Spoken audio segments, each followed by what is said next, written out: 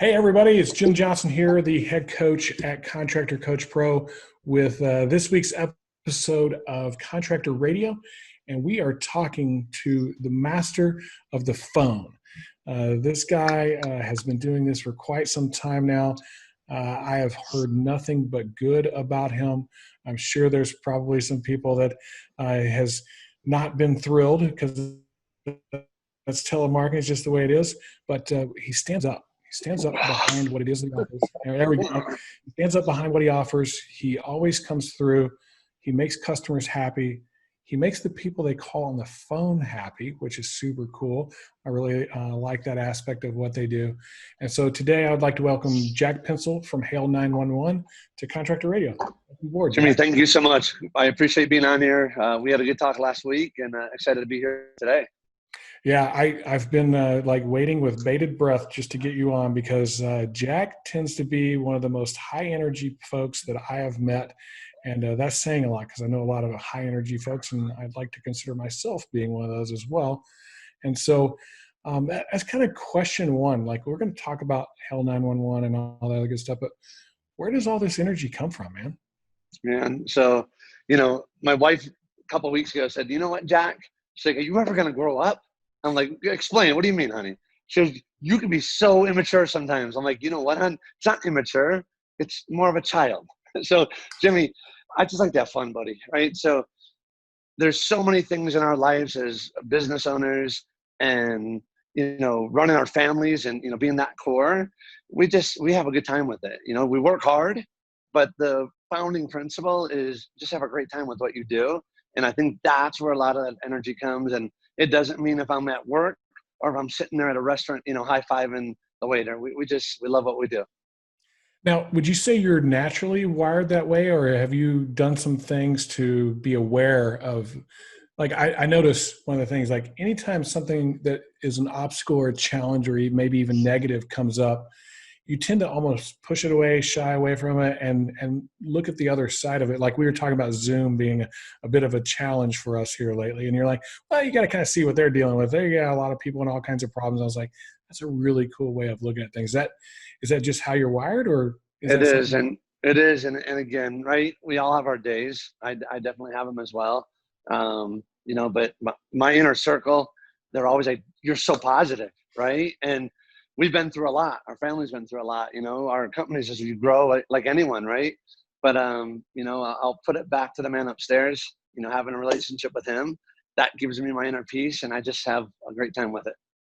That's awesome. We're going to get back to that little comment right there in a few minutes. So tell us a little bit about the background. Like, how'd you get into all this telemarketing stuff and call center? I know that's what they call them today. We used to call them Right? telemarketers. Now it's like call center. Call center agents, Put the right? name to it. What got you into it? So, now I'm getting old, man, but in high school, college, playing ball, playing sports, telemarketing was always my go-to. It offered a lot of flexibility. I was good at it. So it didn't matter if I was in a room with 2 people or, 200 people. I'm uber competitive, so I always wanted to be the best. It paid well. And, just from age 16 on, I started to learn that industry and became attracted to it. So how long did you do that? Like, as an actual telemarketer, that was your job? 16 to 19. Oh, And wow. then got into the sales side of it, right? And started to sell for some of these companies, got into the leadership side of it. And by the time I was 24, I opened up my first call center. So 24. I won't ask you how old you are today. I know that can My, my, sometimes. my, my birthday's tomorrow. I'll be 52. Oh, wow. Congratulations. Happy Woo! birthday. Thank you, sir. You're one of those guys, like, I would have never guessed you were older than me. That goes back to the childish behavior that the better half tells me about. I get the same thing from my wife all the time. She's like, when are you going to grow up? And I'm like, Right. I hope Never. never. That's Never. kind of not the way I want to do things. I love that childish aspect to people. And the reason, I don't look at that as derogatory. I look at that as an actual positive because you have a different way that you look at the world. You look at the world through a child's eyes, and there's always opportunity. There's always growth. There's always this creativity and curiosity that I think a lot of people lose as they get older. They get into a rut. They get into a feeling. Do you feel that? I do. And right, but that's the challenge, is to not fall into that trap, right? To keep it interesting, to keep growing, and you can have a good time with it. It doesn't have to be a painful experience. Yeah, I 100% agree. So there's a question I ask everybody. We'll get into like the rest of your history here, but there's a question I ask everybody whenever I bring them on. And so that question is, what is your greatest achievement to date that does not include getting married or anything really regarding kids or stuff like that, family stuff? Oh, okay. So you took my top two there, Jimmy. I usually Uh, do. Like those are the yeah. go-tos. Those are too easy. But you know what? Obviously, the next one for me would be, just the blessing of what I've had with the company, right? So you see so many companies, and I have so many friends that have built amazing things. And you see some that, they go the first 2-3 years and you find out it wasn't for them. And we started off in the mortgage industry. So we were doing work for Quicken Loans, lead generation, Wells Fargo. And, we built a really large company, had a few hundred people working for us. And overnight, right, when that industry collapsed, it was a truly humbling experience, right? So you talk about, one of the biggest accomplishments that I'm thankful, again, to the man upstairs for, is I didn't give up, right? I didn't sit there and say, oh, well, poor me. It was more, hey, how do we do this again? And how do we learn from what we did and get better? So that second run, which is what we're in now, I'll give credit to that. That's awesome. And you've been at it for a long time. Like 22 years. a lot of people don't stick with things. So how long have you been calling? Like you talked about the mortgage thing, and Sure. now you do the roofing. How long have you been doing the roofing thing? It seems So like even at the beginning when we were doing the mortgage stuff, LC and Marty with Aspen were one of my first clients, and Steve Shanton with Venture, right? They were one of my first clients. So even 20 years ago, we were doing this, and I still do work for both of them. So it was only maybe 10% of my company, but after that collapse in the whole financial world, we just did a 180, and storm restoration quickly became 80% of what we did. so. That's kind of an interesting conversation right now, like pivoting. Right? That's been a Sure. big hot word right now, and everybody's kind of had to make some pivots in the way they do business, the way they operate, the way they interact with their teams, and things like that.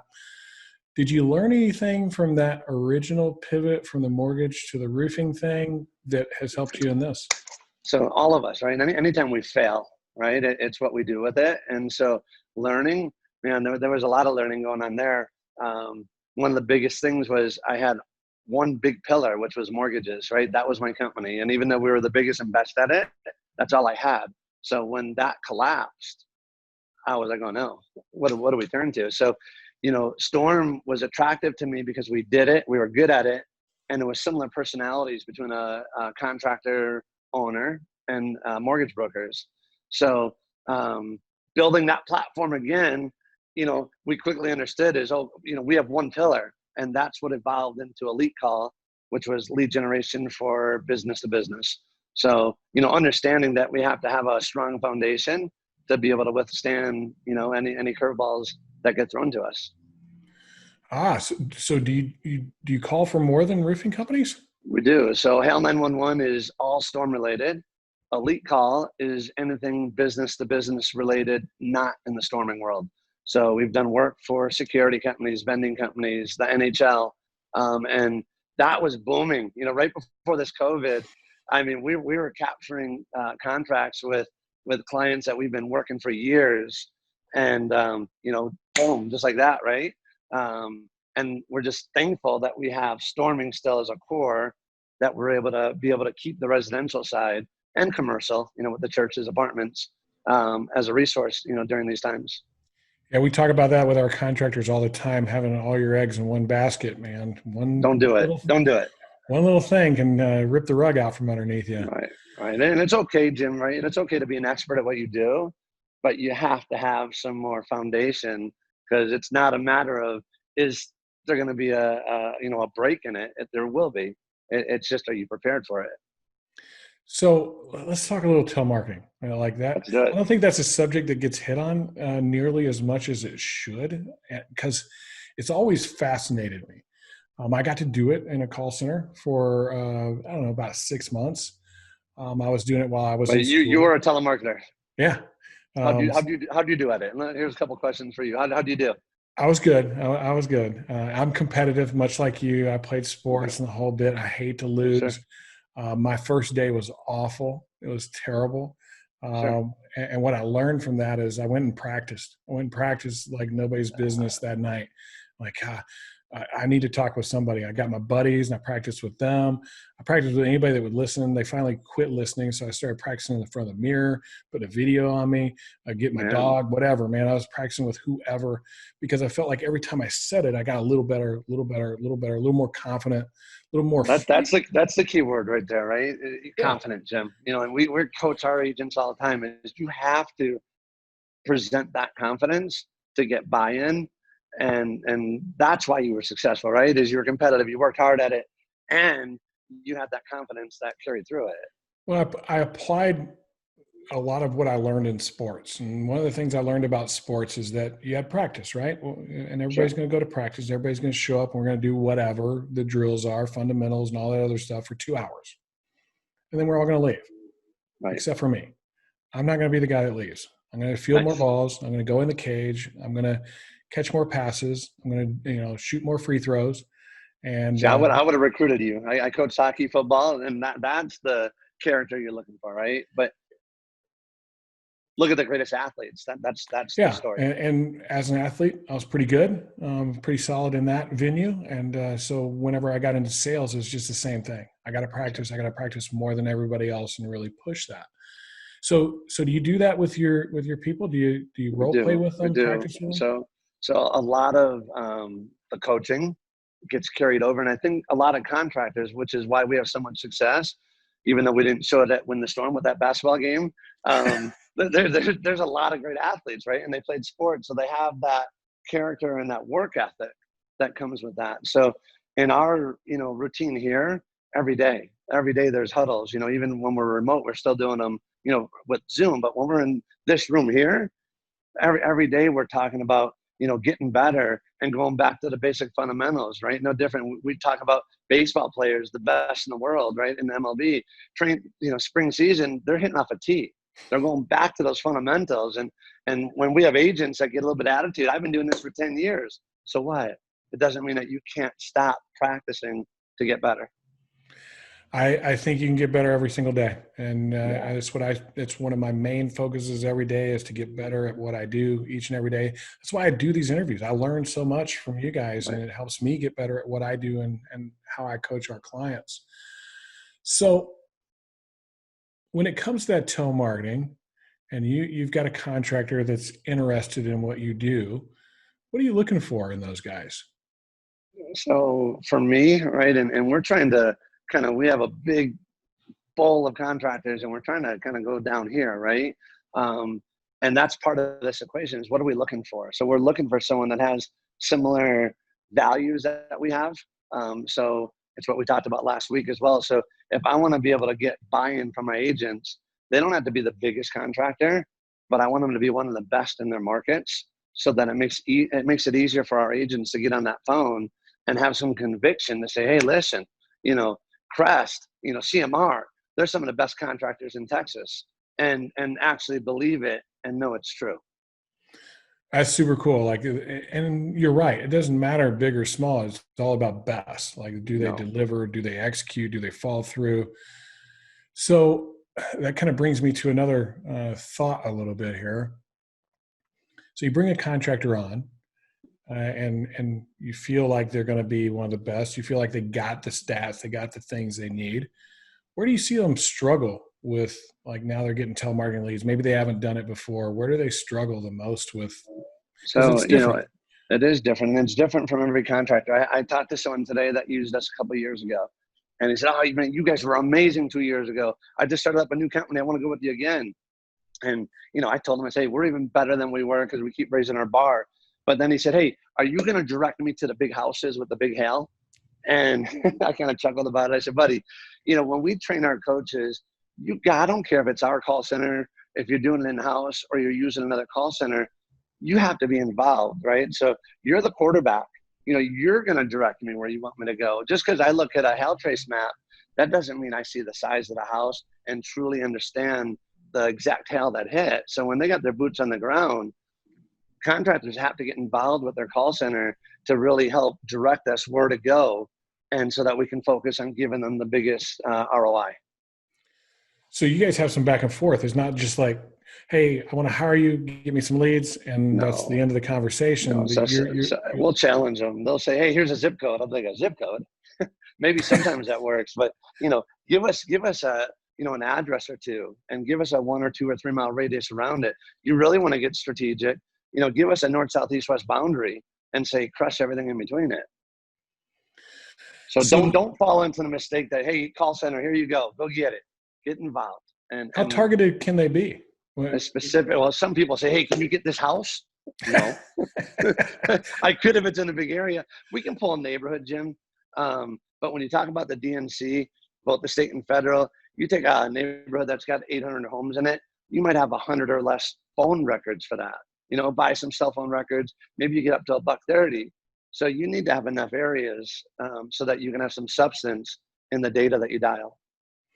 So volume, right? Like it's volume. And so not every house is going to be the biggest, 80 square cut up, huge thing. Like data is so big. So when I see sometimes call centers, Jim, they'll be like, I got, 200 agents, we're going to dial Texas, and we're going to, for the next 6 hours, get 300 leads. And I'm sitting there going, okay, I pull the same data that you do. And I might even get some cell phone data that some don't. And I know if I put 6 agents on that data for 2 hours, I'm going to burn through it at least one time. So it's not a matter how big your call center is. It's a matter of having enough data to not abuse the data that you're dialing. You don't want to call the same records 2, 3, 5, 10 times a day. At max, dial it once in the morning, hit it once at night. Right. Yeah, I agree with that. So one of the things about me that a lot of people may not know is I have my own contracting business. Most people know that. But we had our own call center. We actually had it in-house. We had a manager, had about anywhere from 10 to 25 people calling, depending on the time of year and what was going on. And so I took about 6 months of experience and then tried to actually do it myself, and learned by fire. It was awful and struggled with it. But after the first 3 or 4 months, we kind of got it nailed down to do a pretty good job. I don't say we were held 911 by any means. You're probably better. We were pretty solid.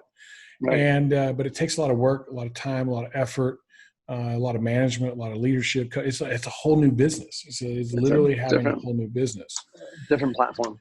It is. And there's some advantages to it, like being able to have my finger on the people saying what I wanted them to say about my company was really huge. And I've used call centers before where I struggled with that. And I even coached, I gave them scripts even. And here's the highlights of my company. And I want you to talk about these things. But I always ask for the recorded calls. I wanted to hear the calls and just spot check. And can people do that with you?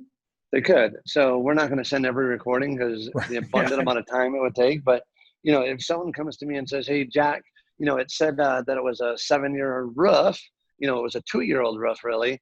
I'm pulling that recording, not to say, we did it right, but I want them to have confidence and buy-in that if we write something down or if we send them to a house, at least at the time when we talked to them and our coach, did the quality assurance, it's what they told us.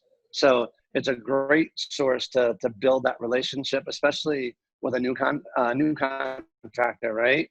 And also to help train their salespeople, because sometimes a lead could be phenomenal and that sales rep goes and for whatever reason it drops. If I'm an owner, I want to hear that phone call, because if they were bought in on that call, what happened? What happened in that 12 hours that changed the excitement to someone saying, I'm not really ready to go. So what's the key? Okay, I'm a telemarketer. What's the key to getting somebody to say yes and being bought into it? Like, that's the part. Like, I can get somebody to say yes all day, every day. That's not hard to do. But having them follow through with what needs to happen next sometimes can be a bit challenging. What do you think the key is to that? So we try to keep it simple, right? So 2 steps. They go through a lot of training, and I'll poke my head in the room and I'll say, hey, just real fast, what you're learning is really powerful. But get this. If you can get that person on the other end of the phone, I don't care if you get the lead or not, if they hang up the phone and they say, that was a little bit different, that wasn't the typical telemarketing call I get, you won. And then the other key thing that we talk about here is a wow factor. And that wow factor is, I want a contractor to be able to hear that recording and be like, oh, wow, that agent's awesome. So agents will say, well, how do you do that? I'm like, it's simple. Don't just end the phone call, right? You get that lead here at the end, reinforce the value. So let them know that, XYZ, they're a leading contractor. We've been here for 10 years. We can't wait to make sure that your house is protected. We'll see you at 2 p.m., right? Just put a little bit of, effort and enthusiasm into the phone call. It doesn't mean you have to be a cheerleader or have some crazy energy, but be confident, which is what you kind of started this off with. Yeah, that was what I found was the more I was comfortable with what I was saying, I knew my content, that gave me the confidence that I could then be more conversational instead of robotic. I could just Don't have a sound like a conversation with script. a person. Don't sound like a script. So we get a new agent sometimes, they'll be like, I said exactly what you said, right? When I did telemarketing back in my day, Jim, we had like 6-page scripts with, 100 rebuttals. And so like, no, we're not doing that. We're going to do a paragraph, with 3 or 4 bullet points about that company. So if you can't do that with some conviction and learn that, maybe, telemarketing is not the right job for you, right? So if you want to have that success, then get that paragraph to be conversational. Get it so that you're talking to how you and I are speaking now, rather than, hi, I'm calling from, it has to be real. It has to be real. So that is the biggest thing we deliver daily, is reminding them, hey, wow factor, enthusiasm, have some confidence, believe that they really are the best contractor in their market. Well, you're setting the stage for expectations, right? And so that's really your job as a telemarketer, is that I'm selling you something, whatever it is. It doesn't matter if it's a roof, if it's security, if it's whatever, and it's going to be God's gift to your world. It's going to be something that changes your life, and it's going to be amazing. It's going to be an experience that you never expected before. And then you hope and pray that the contractor on the other end actually delivers that thing. So you mentioned these bullet points, right? Like, it's not about scripts and stuff like that. It's kind of knowing the contractor. What are some of the bullet points you're looking for in a contractor? Sometimes, and again, it's not wrong, right? And they should be proud of it. Sometimes someone will say, hey, I'm GAF certified. Awesome, bro. That is awesome. It's a great accomplishment, right? To be that percentage that gets it, or whatever those little ones might be. But if I'm a homeowner, the biggest things I'm looking for is, I want to know that you're local. Now that's first and foremost, that they ask every single phone call, hey, where are you from? What's your address, right? They want to make sure that you're not coming to Texas from Illinois. So, the fact that you're a local contractor, and then I want to be able to get some value to say, hey, listen, if they've been there for 15 years and they're from, Lubbock, Texas, I want them to know that, hey, we're a local contractor, been here for 15 years. Steve went to church at boom. Stevie played ball at Baylor.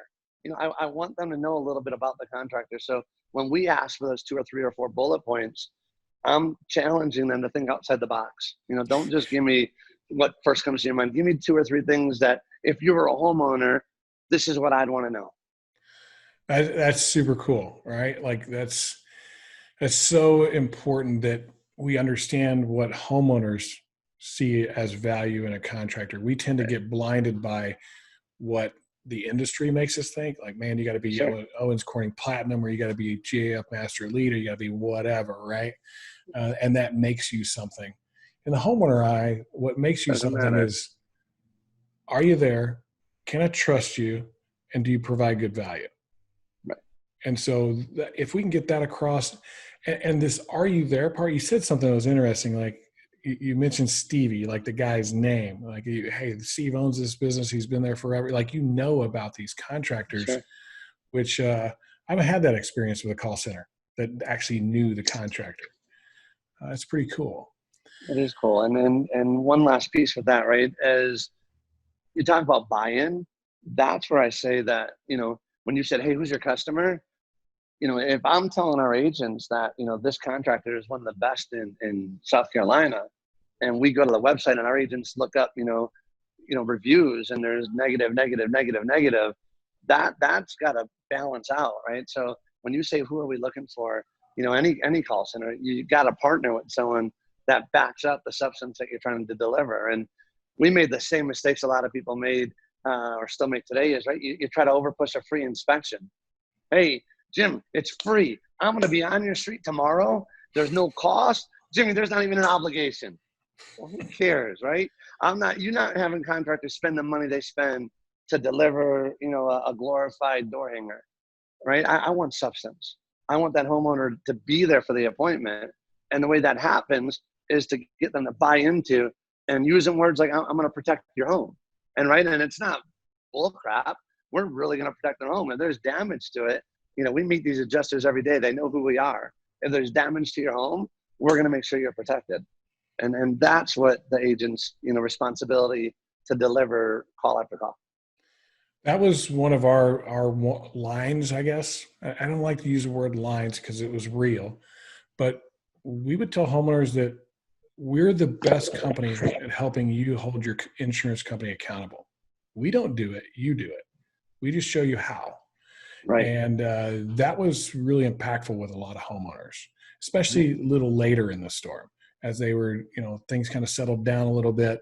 They were starting to get their paperwork and all that kind of stuff. So if you're doing storm work, like that's, telemarketing. Do you guys telemarket for retail at all? We don't. We've tried it. And, there's a lot of good money in it. And I'll have contractors that would write us some big checks.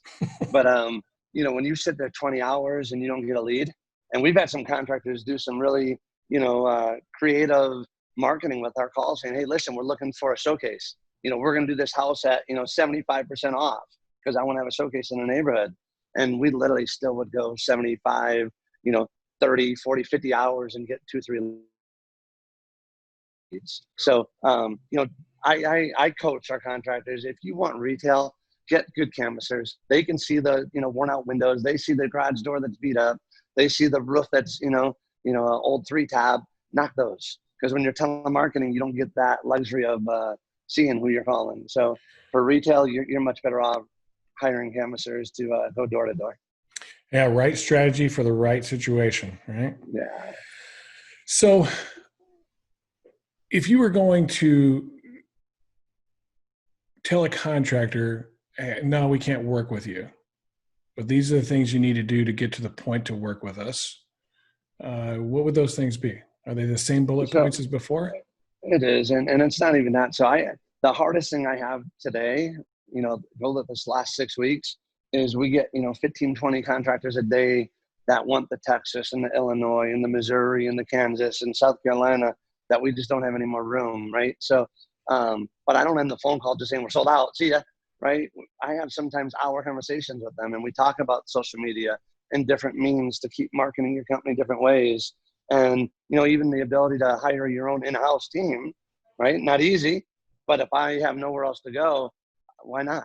Why wouldn't I hire 2-3 people and let them market the way that I want them to market it? Well, it was funny. It was like something that just clicked with me one day. I'm like, hey, all my sales guys aren't here. I've got this office with all these phones and stuff in it, and they're all out knocking doors. Get some It'd bodies be in great to put some people on some phones and shoot, maybe that like makes it easier for my door knockers and makes it easier for my telemarketers too. And it worked. It actually worked really, really well. All right. So let's dig into you just a little bit because you mentioned 2 things that I kind of like cataloged and held on to for towards the end of this. I noticed you mentioned faith and spiritual growth and stuff like that. Where do you stand on that kind of stuff? What is that in your life? So if it wasn't for my faith, you'd see me somewhere, in the corner curled up in a ball, right? There's so many different things that we all face, right? I have 4 boys. We have a daughter in heaven that we lost at birth. And then I have a son that's an addict, right? And he's the most amazing, full of life that I'd ever imagined, right? But he just made some bad choices, right? So that faith, right, no matter what we face, whatever that obstacle could be, that's at the core of everything I do. Even this place here, I can make a lot of money doing some other things as well, but I love allowing God to use this company for him, right? To make a difference in people's lives, right? And I am a kid, right? I come in and high five everyone. I get the guys in a headlock, right? If you've been at Win the Storm, you've probably been in a headlock before. We just have so much fun, Jim, with what we do. But ultimately, and it's the same thing I tell my kids, or I put posts on social media, just make a difference, right? Make a difference in people's lives, positive difference. and then you can have all the success and joy with everything else that you do. So a little bit deeper question. Were you always this way spiritually? No. So we had a neighbor that was a pretty strong Christian growing up, and she'd always say, "We're praying for you." And we'd walk away, but like, "All right, whack job." And you know, it was when I was 18. So 18 years old, gave my life to Christ, and since then I've been growing every day. That's awesome, man. Congratulations. Welcome to the Yeah, team. That's good. thank you. That's And awesome. right, we fall. All of us fall, right? We all have our battles, and you do your things, but to have that, confidence and faith to know that, hey, no matter what, He's got you, especially in today's world. I mean, can you imagine Jim doing life without that? I cannot, absolutely cannot. Like I would be, like you said, rolled up in a ball somewhere in utter fear of everything that's going on out there in the world. Yeah. But So with, that is the core of everything, even from the athletic days, right? To just bring that message and let it speak by who you are, not by your words, right? But people to say, hey, what's different about him? What's different about her? And you do a great job of that as well. I appreciate that. It is a point of focus in my life. I feel like we were given two commands: love God, love your neighbor. And so the love God part, actually the easier part for me. The love your neighbor isn't always the easiest part. There's lots of neighbors out there, but it's been a challenge in my life, and it's a thing where serving is important. Whether I agree with the person or not, my job is to love them. So that's what I'm going to do. But when you're wired like us, right? Sometimes we're so competitive, or we're so in that moment. Sometimes you're like, and you're like, all right. Yeah, exactly. Yeah, I got to take a breath every once in a while. Right. So you mentioned another thing. So, there's the faith thing, and then there's the core values thing. You said we have these core values around here. Could you describe what those look like? sure. It's going to go back to what I said a moment ago, right? It's just about making a positive difference no matter what practice we're doing. So whether it's at work or it's at the house or it's at the ball game or it's on the field, right? So those core values is, for me, right, and for a company, it's all about integrity. It's all about honesty. I put those two at the front of the line, and that's been the biggest blessing that we've had with growing this company over the years is having that foundation, and to be able to have a company where people can walk through that door and they know it's a safe haven, right? That it's somewhere we can leave our baggage at the door and know it's going to be a good day inside here. That's super. Like, first off, I love the simplicity of it. Like positivity. Right. It doesn't need to be complicated. Yeah, positivity and integrity. I think those are two fantastic core values that cover a lot of ground. And I'd love to see more marketing and telemarketing companies with that second one you mentioned of integrity as high up on the chart. It's always a frustration with, it's not a problem if something's not good, a bad lead, sure, or whatever that is. As long as whoever is generating that lead will have the conversation. When they start running away from it, that's where the problem starts to lie. But I think our industry as a whole, right, whether it's call centers or contractors, right, we got a good group of guys here and girls, right? We have a lot of strong companies that really do make it. And you can say that about any industry, right? But we're blessed to be working in the group that we work in. And, I just look forward to, even in the midst of all this, having a great 2020 with it. See what I mean? Like I can bring up something negative or something not that way, and he spins it right to positive, and that's that core value. Okay, last question. I know you're a little bit of time constraint here, so I got last question for you. We all know that while we're on this planet, we only have a certain amount of time, right? And there's an end. In the end, how do you want to be remembered? Ooh, that's the big question you told me about, huh?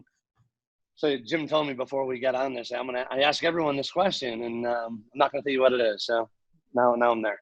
I'm going to go back to, right, just a key word I use a lot is, right, what's your legacy, right? And again, in the athletic world or the marketplace or our family, we always talk about that. What's your legacy going to be? What are they going to say when you're all gone? Because no one cares about how much money you had. No one cares how big your company was. What do you do with it, right? How do you help people out, and how do you make a difference? So for me, I use those words, integrity and honesty. I got those from my dad. And if I can have that, if my own kids and people in the industry and friends and family can say, hey, man, that guy, right? He was a joy to be around, man. That guy was a competitive, he loved to win, but he cared about people, and he did it right.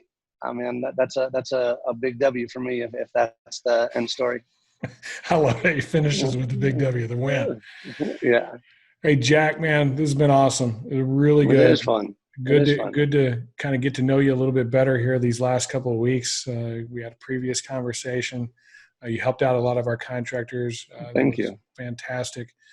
I am honored to have you on here, and I hope at this point I can call you friend. We are friends, man. It's been a long time coming to get to this. And I'm going to give you one more thing before we bounce out, because it's something that I deal with every day, right? And I'm sure other contractors deal with their call centers the same thing. We all want a whole lot of leads, right? And it's probably the biggest phone call I get is, man, we're closing 80% of what you give us. You got more? And whether it's us or Kim or David or Joe, right? All these, they want to deliver the leads as bad as the contractor does, right? I only get paid if I deliver a lead. But understand the market that we're in, it's a little bit different right now, right? And you got a lot of oversaturation in some of these markets. So be patient with your call center, because if you push them too hard, then you're going to be complaining about leads not being good. So we tell our contractors all the time, I'm never going to send you out to a lead that doesn't meet expectations. So as you're out there and you're in this world in the 2020 season and you're doing call centers, whoever you use, push the quality side of it. Keep pushing the quality side of it, so it deepens the integrity that we have as an industry. Yeah, and think of it as just it's a part of your strategy. It's not your whole strategy. No, do 3 or 4 different things, right? You got canvassing, telemarketing, social media, and there's so much more. I mean, there's lots of cool tools out there these days. Use them all, and yes, sir. Find the one that works best for you at the right time. Jimmy, I appreciate you, man. It's been a pleasure, and we got to do it again. I think we should. I would like to dig in with you a little bit on the sales side at some point. You've had to sell as well as telemarketing and sales are two different things. One is lead generation, the one's actually closing a deal. And so maybe at some point in the future we can. I got some good stories for that. So, and as you do, so I look forward to it. And everyone have an awesome rest of the week and weekend. And I appreciate you having us here, Jim. No problem. Last thing, guys, if you want to get a hold of Jack Pinsel, he's super easy to find on Facebook because his last name, Pinsel. You can find him super easy. You can find Hail 911. You can go to his website. We're going to put all the links and everything here on the podcast. You can find this guy. If you're looking for somebody to generate quality leads for you, you're not going to find anybody better. He's a rock star, and we're thankful for having you on today. I appreciate it, buddy. Thank you. Have a great day, and we will see you soon, my friend. All right. Talk to you later. All right, buddy. Thank you. All right. Bye.